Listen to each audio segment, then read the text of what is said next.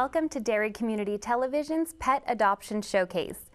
I'm Kate Janess, and joining me today are Marty Dunleavy, who acts as president of the Greater Derry Humane Society, and his wife Paula Dunleavy, who acts as chair of the board of directors. Thank you so much for joining us today, Marty and Paula.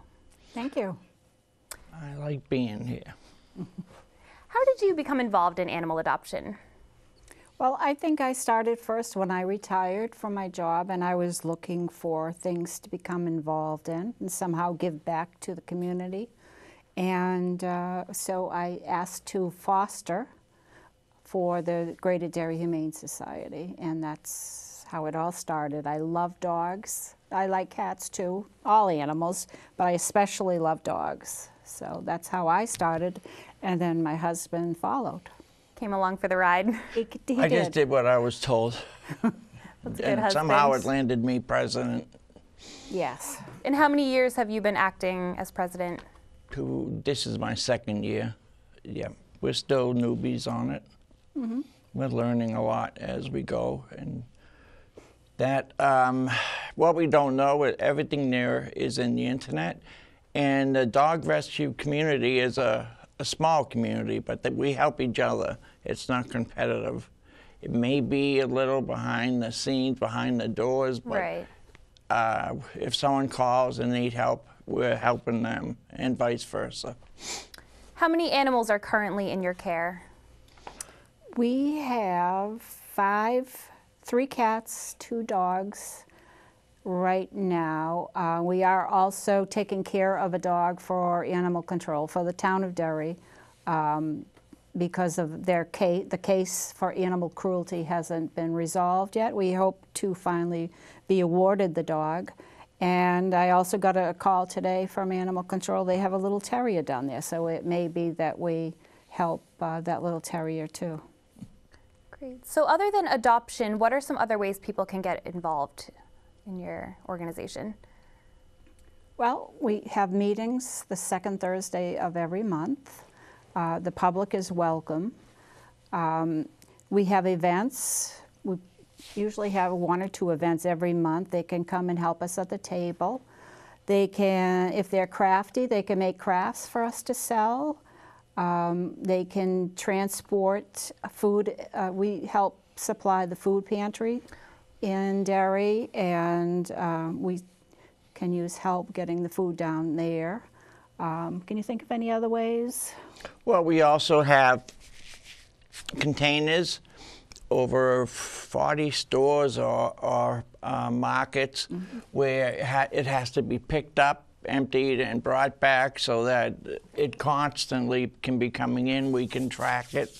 It's money, yes. A couple of places we have donation boxes, large boxes, where they leave food, blankets, small cages, carry-ons, things like that.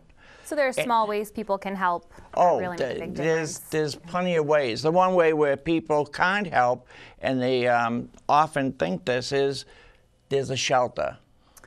The shelter does not exist anywhere other than our home. Okay. And we do a lot out of there, but one thing we don't do is we do not accept dogs as, left at the end of the driveway.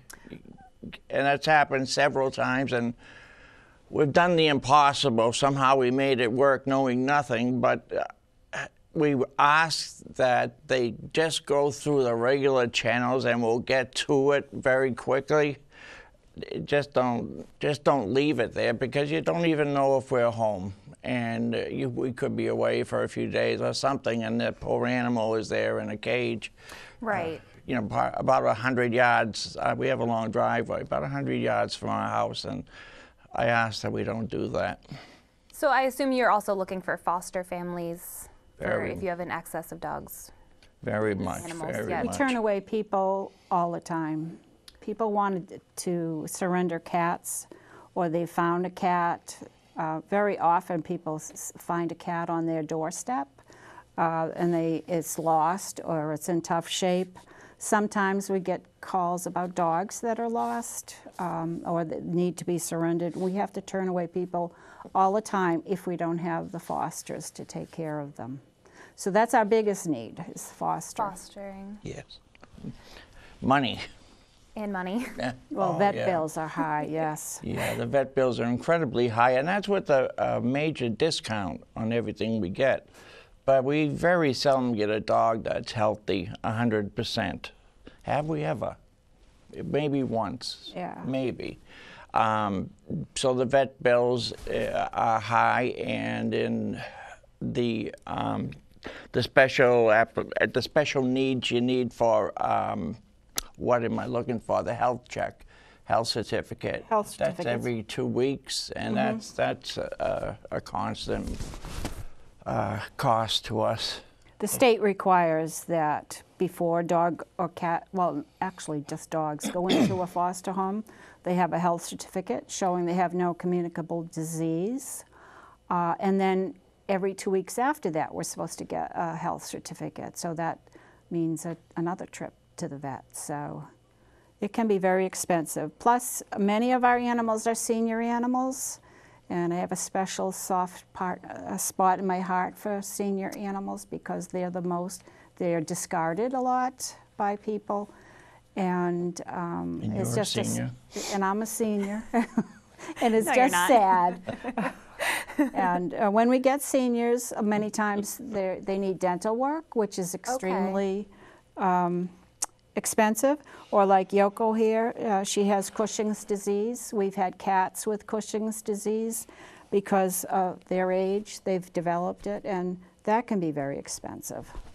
So if one of the viewers would like to donate or volunteer, what is the best way for them to get in touch with you? Well, if they wanted to donate goods, they should probably email us at contact@derryhumanesociety.com. Okay. They can also call us at 603-454-1512. 434 1512. 3434-1512. Yes. And your website is, of course, derryhumanesociety.com. Yes, and all that information is there. Right. It's a very complete website. So you've brought a friend with you today. Who is this? Yeah. This is Yoko. Yoko's very relaxed. She is a little Yorkie that was found on the streets, I think in June of 2015. She was very, very, very sick. She was all matted. She had been neglected. Oh. We don't know how long she was out on the streets or what her life was before. But that very first day, she was at the vet. She was on antibiotics for, like, I believe, a month. And then we had her teeth done. Her teeth were very bad. And it turns out she has Cushing's disease, which we've had many calls for Yoko, and we're fostering her. But unfortunately, the medication for her is expensive. And people, she would be a good dog for a senior person, in a quiet home. But, most seniors are on a fixed income, and her medication is kind of expensive. I mean, I think it's a little over $100 a month. Okay. And then she would have to go and have blood tests to monitor the medication level, which would be a couple times a year, and that's $300 or $400. Yeah. So it adds up. But she seems like such a sweetheart. So there is a little bit of maintenance work Yes. that she needs. But does she have any funny traits or characteristics that people should know about? She makes us laugh all the time. Yes. She really does. Not on purpose. Not on purpose. Part of her disease made her very, very hungry all the time. And even though her disease, I believe, is probably as good as she's as good as she's going to get, because her medicine has recently been increased, and she seems very healthy now. But she still loves to eat. And when she thinks you're going to feed her, she just bounces and makes all kinds of noises and just shows her love in so many cute ways. She makes lots of noises, yeah. And she bounces up and down. So she does make us laugh. Yeah, Entertaining. it does. She is, yes. She's a sweetheart, really. She can be a little protective. Once she gets to know and love you, she wants to protect you, which is kind of common in little dogs. So it's tough for us to let people that are interested in her get too close to her because Okay. she doesn't trust them yet. She has a few trust issues, but once she has your trust, she seems like she'd be a great companion. oh, definitely, definitely. Yes. Well, she'll always, I think she's going to always warn you. Like if you pick her up and she doesn't want to, those growls are going to come, and that head will snap back to tell you you're one step away of being nipped at. Okay. Just learn how to read the signs. And respect her boundaries. Yeah. Huh? Yeah. Yes, but she won't respect yours. She follows me everywhere. Yeah, out to Well, the that's car. cute. Yeah, the one good thing is you don't need a leash on her when you bring her outside. She'll just follow right behind. Follow you everywhere. Yes, and she's pretty well trained to go outside. Yeah. When the sickness was at its worst, though, she had trouble with it, but now she's Approved. Very much so, yeah. And she'll go for a long walk. I've taken her for, mile walks, which is pretty good for her little legs. Right. She's very happy. yeah. Oh, she's keeps going up to the with us. bathroom now. Hopefully not. No. No, wouldn't be the first. No. So let's talk about some of the other animals that are available for adoption. We have Hazel and Mama and Hazel are two cats. Yes, their owner passed away quickly, I think within 3 months' time. And a neighbor had called us saying that there were 3 cats that were just left outside after the woman had passed away, and that she would take one of the cats, but she was worried about the other 2. And so she is fostering, she took one cat, she's fostering the other cat, Mama, and we have another foster for Hazel. They're all black, they're all very pretty, very calm, collected cats. Make a good companion for anybody, really. And they get along very well with other cats. I'm not so sure about dogs, but they do seem rather reserved, so I guess they'd be fine. And we also have Rocco, who's a big boy. Yeah, he's just a gorgeous cat. He was very shy with the foster at first, but she had another cat. And when that cat was adopted out, Rocco came into his own, and he was very, very lovable. He sleeps with her. He just is very affectionate now. So he would do best in a home without another cat. Okay. But he would be great for young and old. He's just a good cat and a beautiful cat, too. We've had Rocco quite a while. Yeah, there's just so many cats in the world Yeah. that don't have homes that it's hard sometimes. They are in foster care for quite a while. And we're looking for, lack of a better word, business to pick up after the holidays. We're very careful now if somebody wants to adopt a pet, that not be adopted for a gift. During the holiday season. Absolutely. So I'm okay with the lull, knowing that we'll pick up in January. Is the fear that the animals will be returned if they're given as a gift kind of, Well, that's one thing. yeah. Yeah. It's quite an active period and a lot of chaos, a lot of excitement. Oh, okay. And to bring especially a cat or a dog into that, they can get lost in the excitement. They can snap because it's very difficult for a dog or cat to go into a new home. There's a lot of people begin around with. during the holidays, yeah. Yeah, strange everything, so it's difficult. Okay, we also have Amber, who's 7 years old. Tell me about Amber. Amber is a beautiful dog. She is an English Shepherd or Border Collie mix, we think. She has a gorgeous reddish coat. She is wonderful with people. She came from a home with another dog that she was living with, and she has gone to a foster home with another dog, and they're doing fine. but she doesn't do well with other dogs, and in new situations it takes her a while. So we're looking for a new home for her that can give her lots of exercise and keep her mind stimulated, because she's very smart. And no kids, no other dogs, or maybe one other dog.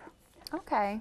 And we do have one of our dogs that has just arrived, along with the foster person. Oh, great. Well, we'd love to meet one of your foster parents. Foster mom, Liz Carey. Yes. Wonderful. Well, let's bring Liz out. Let's. Liz Carey works with the Greater Derry Humane Society as a foster parent. Liz, welcome. Thank you. How many years have you been fostering animals? About 3 years now. About 3 years.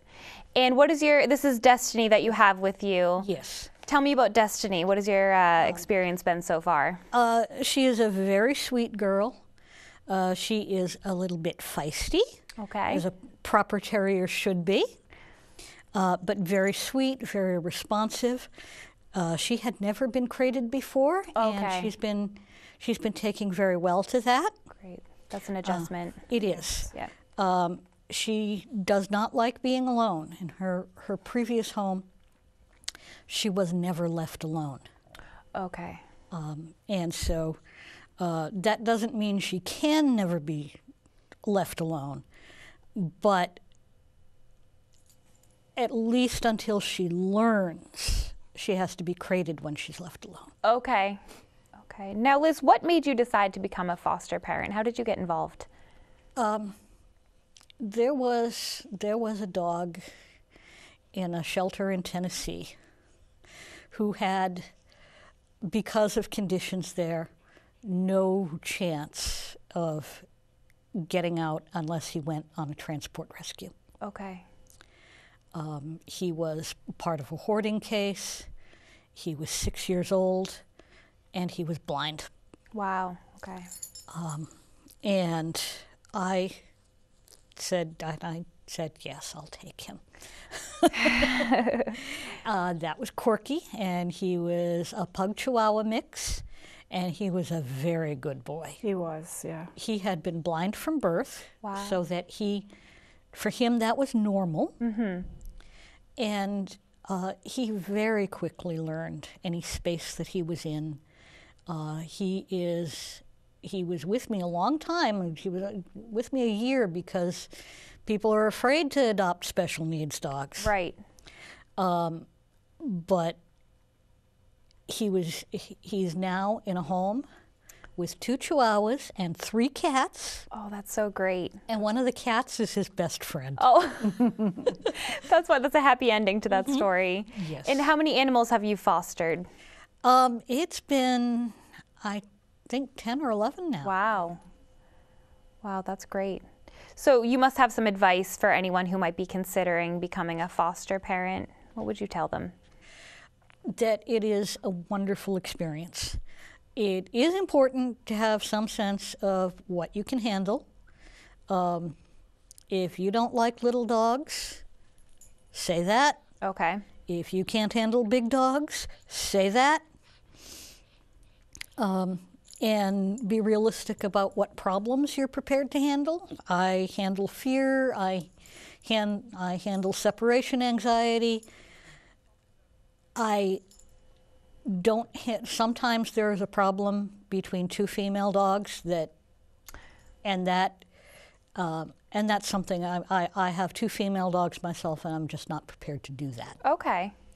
But everybody that is willing to consider taking an animal that they won't keep at all can foster, and any category of animals that you are able to foster will help our organization or another organization.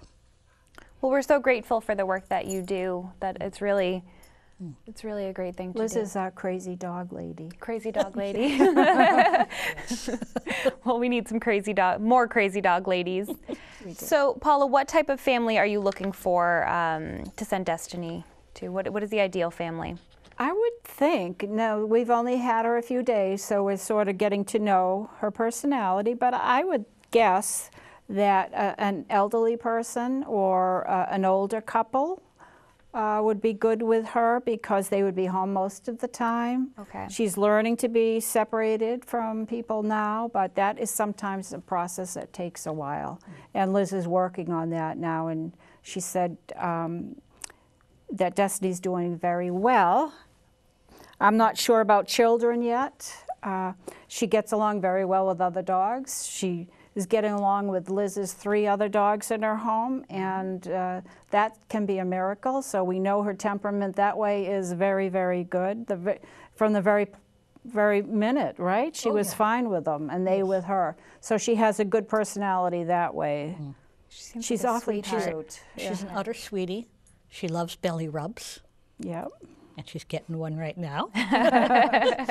Yeah, and she loves treats for being a good girl. She's very gentle with her mouth.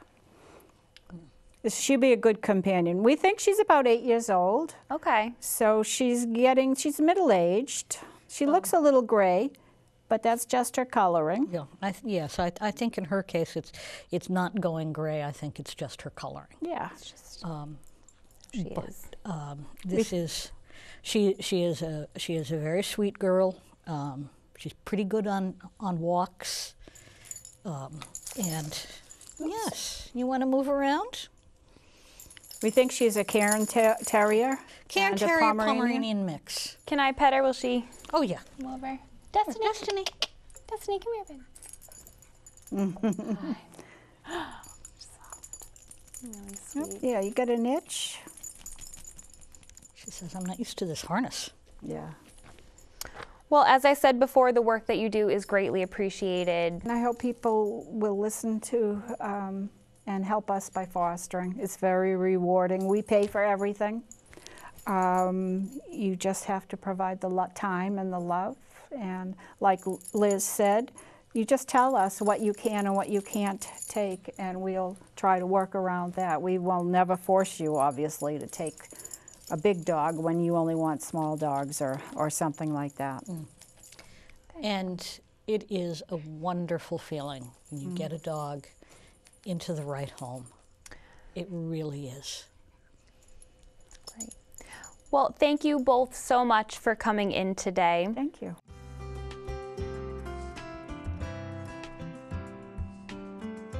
Thank you for tuning in to today's show. If you are interested in one of the animals featured on today's show, you can go to derryhumanesociety.com or call 603-434-1512. And stay tuned for future programming which will feature more adoptable animals. Thank you.